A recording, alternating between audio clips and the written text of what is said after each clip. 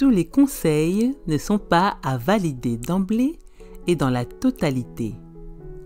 Beaucoup d'hommes sont en train de régresser. Ils sont en train de perdre les notions liées aux responsabilités qu'ils sont censés prendre en charge au sein de leur foyer.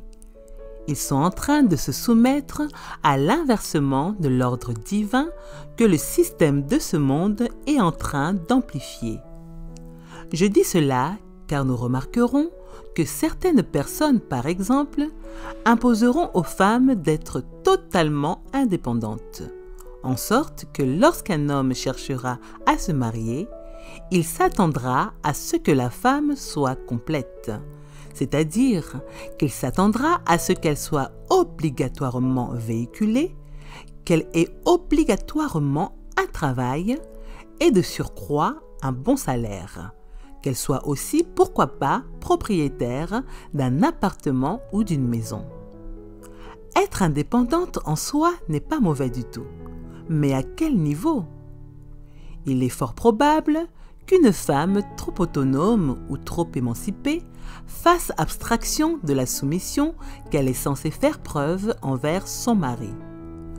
Aussi, c'est ce genre de femme qui aura conduit plusieurs hommes à se dédouaner de leurs rôles principaux, car la plupart de ces derniers sont devenus paresseux et dépendants de la femme.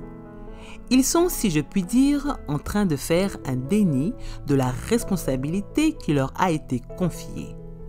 Mais en vérité, je vous le dis, au commencement, il n'en était pas ainsi. Adam était un homme positionné et Ève n'avait rien. C'est en entrant dans sa vie qu'elle s'est associée à son époux afin de fructifier ce qui avait été bâti au préalable. Faisons très attention avec les conseils qui sortent de part et d'autre de la bouche de plusieurs, car si nous ne prenons pas le temps d'analyser ce que nous écoutons, nous risquerons de passer à côté du choix parfait qui nous a été destiné.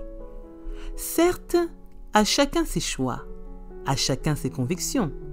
Cependant, il est aussi primordial de donner des conseils en étant équilibré, que ce soit entre proches, que ce soit au niveau des réseaux sociaux, de nos assemblées ou ailleurs, soulignant que même l'exemple d'Adam et Ève n'est pas à prendre dans l'absolu, c'est juste le modèle de base. Alors, que chacun examine ses sentiers. Soyons éclairés afin de comprendre qui nous sommes et où nous allons. Nous n'avons pas la même mission ici-bas. Nous n'avons pas le même appel. Nous devons veiller à faire attention à ne pas faire de notre parcours une doctrine. Une femme pourrait être appelée à s'unir avec un homme qui démarre de rien, comme une autre pourrait avoir cette grâce de trouver un homme positionné et vice-versa. Alors, prions qu'il nous soit accordé davantage de discernement et surtout de sagesse, afin que nos choix soient en accord et donc en harmonie avec les choix de notre Créateur.